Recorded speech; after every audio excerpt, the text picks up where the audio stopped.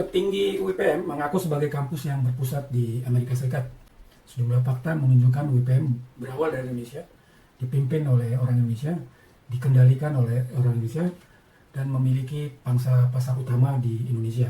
Dari daftar alumni yang mereka tulis dan sajikan, mereka yang menerima gelar sarjana dan master seluruhnya adalah orang Indonesia. Universitas yang statusnya tidak jelas itu selalu menggunakan argumen memiliki akreditasi internasional. Ini adalah kampus aneh ya, tiada duanya di dunia gitu ya.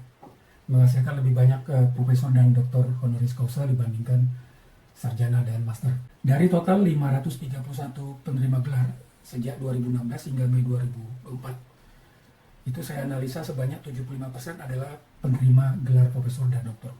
75%.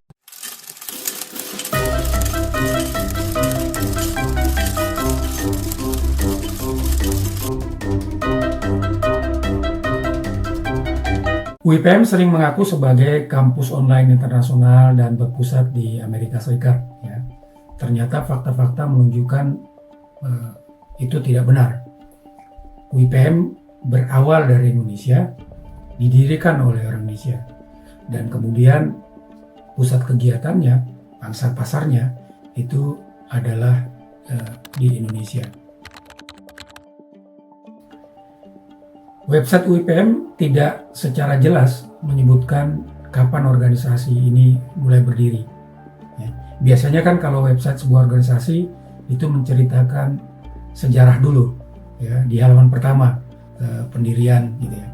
Nah, UIPM tidak memberikan keterangan ini di websitenya. Jadi seperti menyembunyikan sejarah mereka, gitu ya. Nah, UIPM baru mendaftarkan organisasi ini ke Kementerian Hukum dan HAM tahun 2018. Jadi kita bisa dapatkan informasi ini kalau kita meminta dokumennya ke website Administrasi Hukum Umum AHU. Ya. Nah, sebuah video lama itu saya temukan di sebuah YouTube menunjukkan wisuda pernah diselenggarakan oleh UIPM di tahun 2001 di Indonesia. Ya. Pada video tersebut, orang yang bernama Tengku Khalid sebagai pimpinannya, CEO-nya pada saat itu. Jadi paling tidak UIPM ini sudah memberikan gelar akademik tahun 2001. Sementara status hukumnya itu baru didaftarkan tahun 2018. Artinya sejak lama UIPM ini sudah memberikan gelar akademik tanpa izin. Nah, pada video wisuda tahun 2001 itu ada yang sangat menarik perhatian saya, gitu ya, membuat saya memperhatikan, gitu ya. Itu pada bagian akhir dari video itu, orang bernama Tengku Khalid yang di sini sebagai pimpinan dari UIPM itu menyebutkan rencananya membuka cabang UIPM di Malaysia. Ya. Jadi pernyataan itu menunjukkan bahwa Indonesia itu sebagai awal asal mula dari UIPM. Kemudian ada satu bagian dari isi video ini yang selalu saya ingat, gitu ya. Pada akhir kata sambutan dari Tengku Khalid ini, dia mengatakan, di UIPM apa saja ada, karena kita menyediakannya sesuai permintaan. Perlu diketahui bahwa di UIPM kita menganut sistem people demand we supply, sehingga semua gelar itu ada di UIPM. Orang meminta kita sediakan dengan pertanggungjawaban akademik tentunya. Jadi ini pernyataan yang aneh, gitu ya, karena kampus yang benar itu tidak mungkin menyediakan pendidikan dan gelar apa saja yang diminta oleh orang, gitu ya. Jadi tentu ada batasan, gitu ya. Nah, hanya satu video itu saja yang menjadi jejak digital bahwa UIPM pernah beroperasi lebih dari 2 dekade yang lalu, 20 tahun lalu, ya, 24 tahun yang lalu, gitu ya. Setelah itu tidak ada jejak digital yang saya temukan, memang tidak ada selama hampir 20 tahun.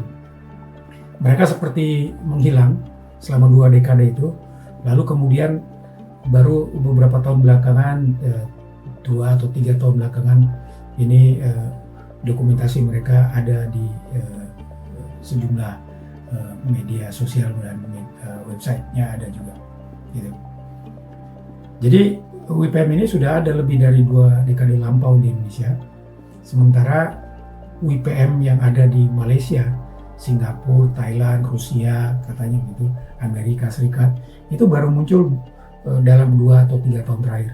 Jadi kita bisa lihat bahwa tidak ada dokumentasi mengenai WPM di negara lain lebih dari 5 tahun. Untuk menunjukkan bahwa WPM ini berasal dari Indonesia, ini bisa kita lihat fakta yang kedua. WPM dikendalikan dari Indonesia, ya. Kita bisa lihat. Pada saat mendaftar untuk status konsultasi di UN ECOSOC, mereka mengisi form.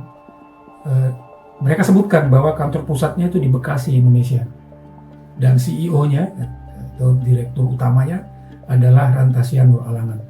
Jadi kantor pusatnya Indonesia, CEO-nya orang Indonesia. WPM mendaftar untuk kategori organisasi internasional. Jadi mereka menyebut ruang lingkup kerjanya mencakup Indonesia, Malaysia, Singapura, Thailand, dan lainnya. Artinya Rantasia Alangan adalah orang nomor 1 di WPM. Indonesia adalah kantor pusatnya dan yang lain adalah cabangnya. Jadi tidak mungkin orang dari cabang mendaftar mengatasnamakan semua kantor WPM. Pasti yang mendaftar adalah dari kantor pusat. Itu menunjukkan bahwa Bekasi adalah kantor pusat WPM, bukan di Amerika Serikat.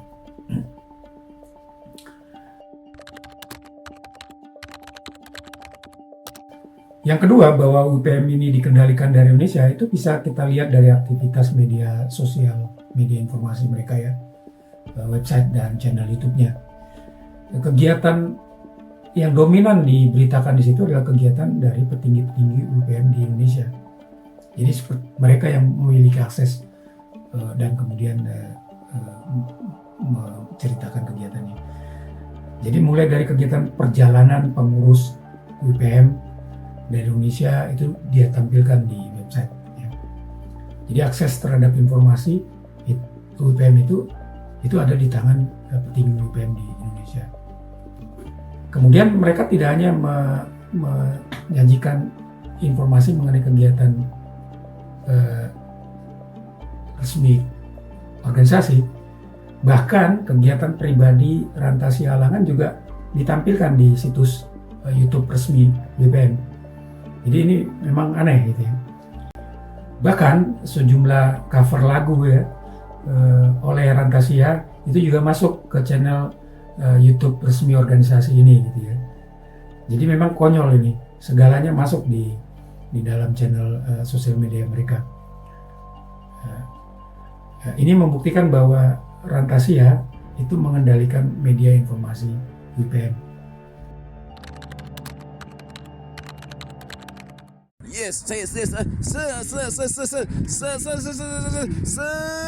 Yang ketiga, WPM mengaku berpusat di Amerika Serikat, tapi fakta menunjukkan bahwa pusat kegiatannya berada di Indonesia. Mari kita lihat fakta mengenai alumninya, orang-orang yang mendapatkan gelar akademik. Saya mendapatkan list ya, daftar alumni, ada yang mengupload di situs Scrip.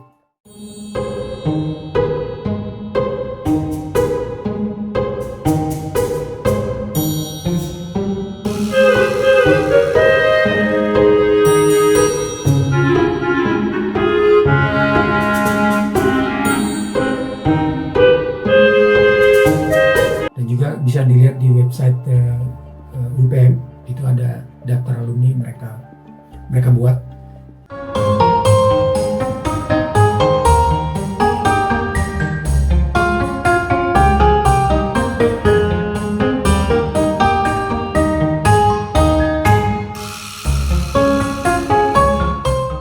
Jadi dari 500-an lebih orang yang mendapatkan gelar dari UPM sejak 2015 hingga 2024 ya, Mei 2024, itu sebanyak 88%, hampir 90% itu merupakan orang Indonesia.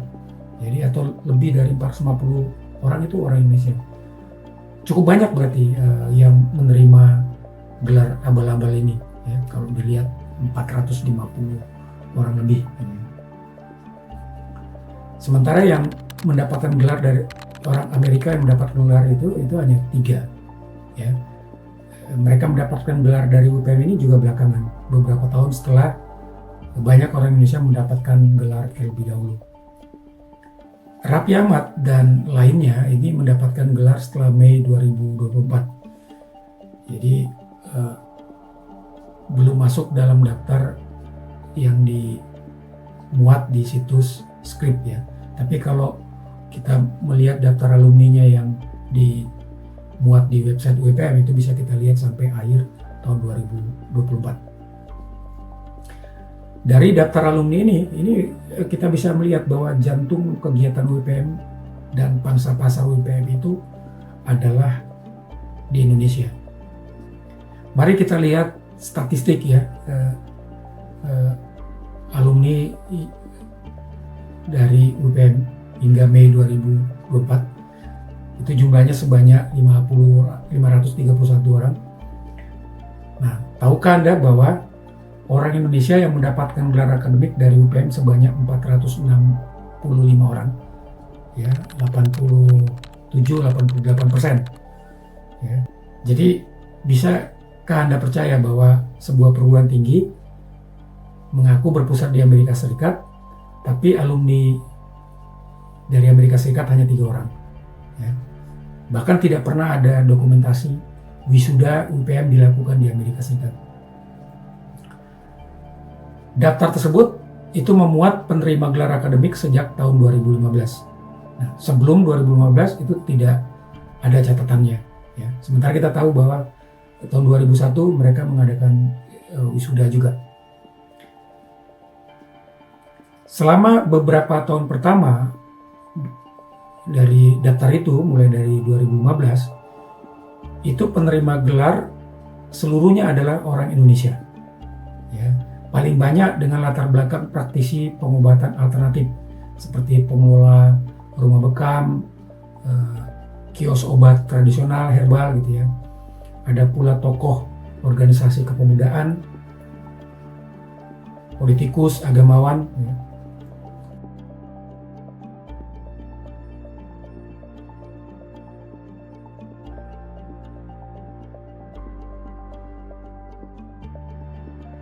Orang asing pertama yang menerima gelar akademik dari UPM itu adalah Relawati, namanya, pada tahun 2019.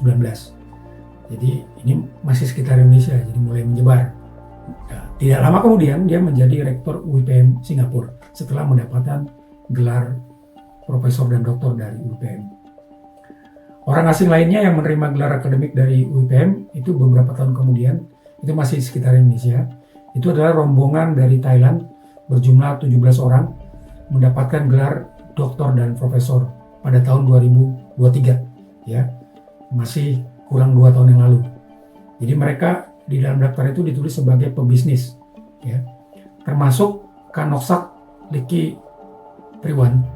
Ini yang kemudian menjadi presiden UPM di Thailand. Setahun setelah mendapatkan gelar profesor doktor, Kanoksak ini melakukan wisuda doktoral untuk selebriti Indonesia Raffi Ahmad di Thailand pada September 2024, gitu, ya. Jadi cepat sekali dia dapat gelar, jadi rektor, melakukan wisuda. Jadi para pengurus UPM di negara tetangga ini mendapatkan gelar belakangan dari UPM di Indonesia. Nah, sementara penerima gelar akademik dari Eropa itu jumlahnya juga sangat sedikit, dan mereka bukan orang biasa, bukan anak muda yang ingin mencari pendidikan, gitu, ya. Ini orang-orang yang punya pekerjaan yang tidak biasa, bekerja organisasi yang dipertanyakan, gitu, ya. Nah, dan beberapa di antaranya saya identifikasi mereka ini adalah mitra dari jaringan internasional, mitranya UPM. Nah, sejumlah kecil orang dari negara Eropa, Amerika ini adalah bagian dari komplotan UPM di Rusia Jerman, Prancis, dan Amerika. Jadi mereka memberi kesan seolah-olah UPM ini ada di banyak negara. Kalau diperhatikan mereka adalah mitra, ya, punya kegiatan yang sama, yang memberikan penghargaan dan gelar. Jadi mereka yang menjadi agen pemasaran UPM di negara lain, perpanjangan tangan bagi UPM di negara lain, dan sebagai balasannya UPM menjadi agen pemasaran perpanjangan tangan bagi kelompok-kelompok ini di Indonesia. Nah, mengenai jaringan internasional ini pembahasannya akan saya sajikan pada episode yang terpisah. Jadi Indonesia adalah pusat untuk menggarap bisnis gelar akademik abal-abal ini. Jadi konsumen terbesarnya 88%. Hampir seluruhnya itu merupakan orang Indonesia. Kemudian porsi yang agak banyak itu 12,43% itu gabungan dari Thailand, Singapura, dan Malaysia. Jadi hanya hitungan jari saja penerima gelar akademik dari Amerika dan Eropa. Dan mereka yang di luar ini hanya menerima gelar doktor dan profesor. Tidak ada gelar sarjana dan master. Jadi kampus apa ini yang memberikan gelar hanya profesor dan doktor? Nah, wisuda paling sering dan banyak dilakukan itu di Indonesia dan negara yang dekat dengan Indonesia, Malaysia dan Thailand, ya, karena pengendalinya ada di Indonesia. Jadi wisuda mesti dekat-dekat dari Indonesia supaya biayanya nggak mahal. Nah, UPM ini mengaku kantor pusatnya di Amerika ini sebetulnya merupakan siasat, ya, karena mereka tidak memiliki izin kegiatan penyelenggaraan pendidikan di Indonesia. Maka ketika mereka melakukan wisuda di Indonesia kepada orang Indonesia, pengurus UPM itu seringkali membuat pernyataan bahwa gelar diberikan oleh UPM Malaysia atau UPM Singapura atau UPM Amerika Serikat, gitu ya. Nah, jadi mereka seperti menyelenggarakan wisuda keliling, gitu ya, nggak ada di suatu tempat yang jelas. Saya ambil beberapa contoh. Gelar Dr. Honoris Causa diberikan kepada sekretaris Kota Bukit Tinggi beberapa tahun yang lalu. Ya, dikatakan bahwa gelar itu dari UPM Malaysia. Ya, wisuda ini dilakukan di sebuah rumah makan Minang yang cukup terkenal di dekat flyover Jalan Pramuka Jakarta. Kemudian gelar Dr. Honoris Causa juga diberikan kepada seorang politisi Jawa Tengah yang hendak berlaga di Pilkada 2024. Jadi dikatakan gelar itu hasil kerjasama dari UPM Amerika Serikat dan Malaysia. Wisuda dilakukan di Sukoharjo, Jawa Tengah oleh petinggi UPM Indonesia. Ya, tidak ada wakil dari Amerika maupun Malaysia. Nah, berita tentang wisuda untuk sekretaris kota dan politikus Jawa Tengah ini bisa kita lihat di sejumlah media massa lokal. Nah, politisi Jawa Tengah ini mendapatkan gelar doktor, lalu kemudian gelar profesor honoris causa, itu jaraknya hanya beberapa bulan, ya, sangat dekat, dan itu menjelang Pilkada tahun 2024. Maka sebuah media lokal menyebutnya ini modal yang baik untuk maju ke Pilkada 2024. Setelah ramai pemberitaan gelar doktor honoris causa oleh UPM kepada Raffi Ahmad, ternyata UPM masih terus melakukan wisuda keliling. Yang terbaru saya lihat di jejak digitalnya pada bulan November 2024, mereka memberikan gelar profesor honoris causa kepada seseorang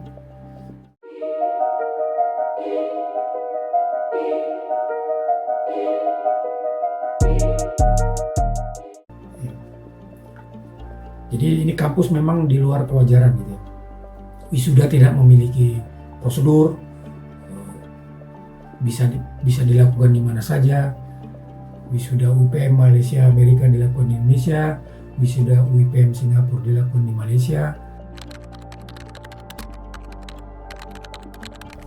Ini adalah kampus aneh ya, tiada duanya di dunia gitu ya. Menghasilkan lebih banyak profesor dan doktor honoris causa dibandingkan sarjana dan master. Ini bisa kita lihat dari daftar alumni yang mereka buat hingga Mei 2024. Diketahui bahwa pada tahun 2023 dan 2024 UPM hanya menghasilkan doktor dan profesor saja. Pada tahun 2022 hanya 2 sarjana dan 2 master. Jadi terlihat jelas ini bukan kampus yang normal. Sarjana dan master itu jumlahnya banyak pada periode awal ya, pada periode 2015 hingga 2020. Setelah itu berkurang drastis. Tampaknya ya, setelah mendapatkan status konsultasi dari UN ECOSOC dan kemudian mereka mengaku sebagai representasi badan PBB ini, UPM ini lebih mentargetkan pribadi yang mapan dan berpengaruh, bukan lagi pengelola rumah bekam, praktisi pengobatan alternatif, perawat, pekerja pemula, bukan seperti itu, tapi orang-orang yang berpengaruh.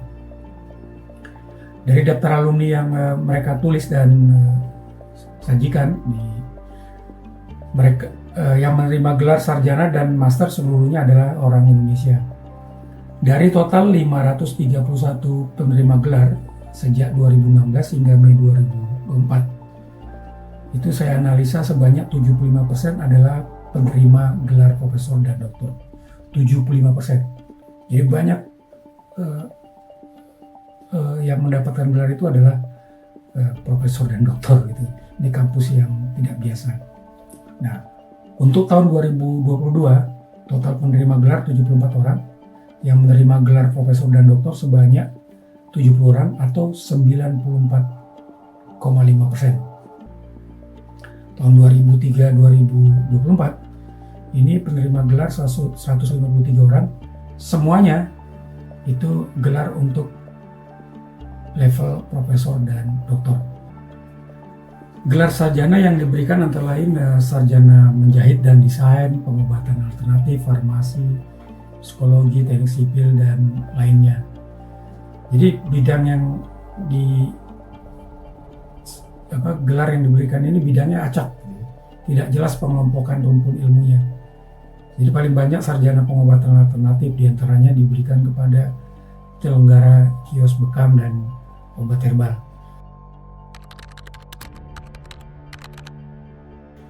Nah, kalau dilihat dari daftar alumni, awalnya mereka memberikan gelar S1 dan S2 kepada orang umum, ya, pengelola kios bekam, pengkhotbah, ya, dan pengusaha, ya. Nah, 3 tahun belakangan kelompok Ragasi Halangan ini memberikan gelar doktor dan profesor kepada sejumlah orang yang memiliki posisi penting, ya, orang berpengaruh.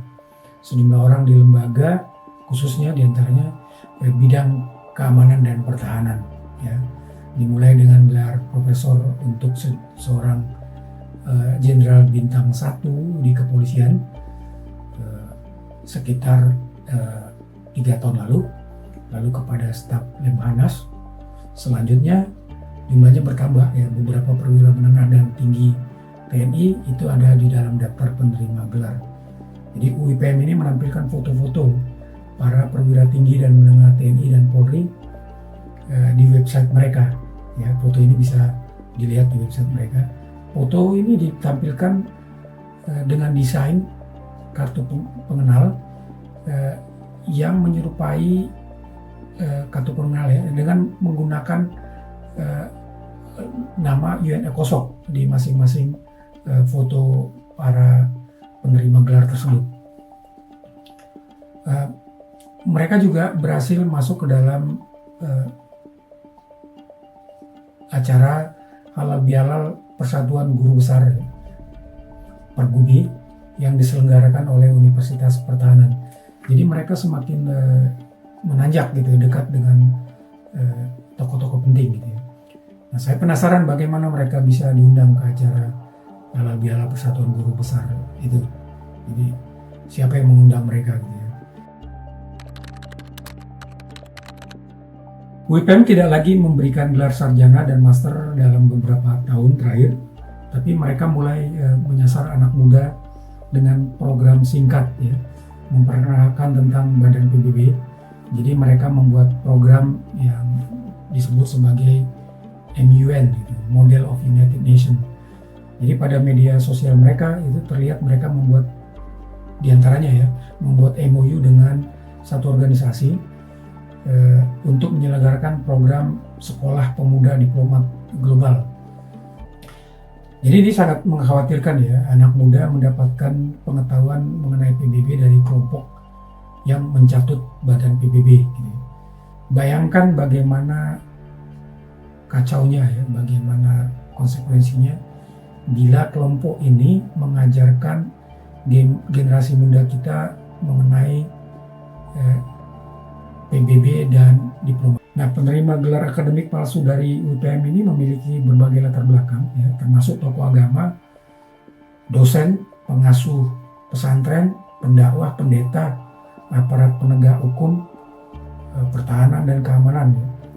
Nah, mereka semestinya berada di depan dalam menyampaikan kebenaran, memberantas kemungkaran dan kejahatan.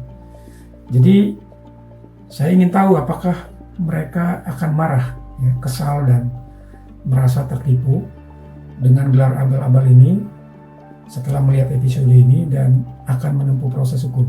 Ya. Kita lihat bagaimana respon mereka. Adakah yang memilih bungkam dan bersembunyi karena malu, mungkin sejak awal sudah mengetahui ada yang janggal dari gelar akademik tersebut. Ya, mari kita amati tanggapan mereka setelah ini. Episode selanjutnya ini saya akan mengupas mengenai latar belakang pimpinan dari UIPM, Rantasia Nur Alangan, yang mengaku sebagai profesor doktor dan juga punya pangkat letnan jenderal. Dia sering menggunakan seragam militer. Ya. Nah, Rantasia ini juga menjadi bagian dari beberapa organisasi ya, kelompok lain di luar negeri. Ini membentuk semacam jaringan internasional yang memberikan gelar dan penghargaan kepada sejumlah orang, ya, penghargaan palsu. Dan dalam memberikan penghargaan itu, organisasi ini biasanya mencatut nama badan PBB. Ya, sejumlah perwira menengah dan tinggi TNI serta politisi Indonesia itu juga mendapatkan gelar dan penghargaan dari jaringan internasional ini. Nah, kita akan bahas itu pada episode yang terpisah. Terima kasih sudah menyaksikan episode ini. Saksikan episode selanjutnya mengenai kelompok jaringan yang saya beri nama, saya beri istilah itu ya, jaringan pengangkat pamor, ya, karena dia membuat orang yang menerima gelar ini bisa mendapatkan pujian, memiliki kedudukan sosial yang lebih tinggi. Ya. Terima kasih, sampai jumpa lagi.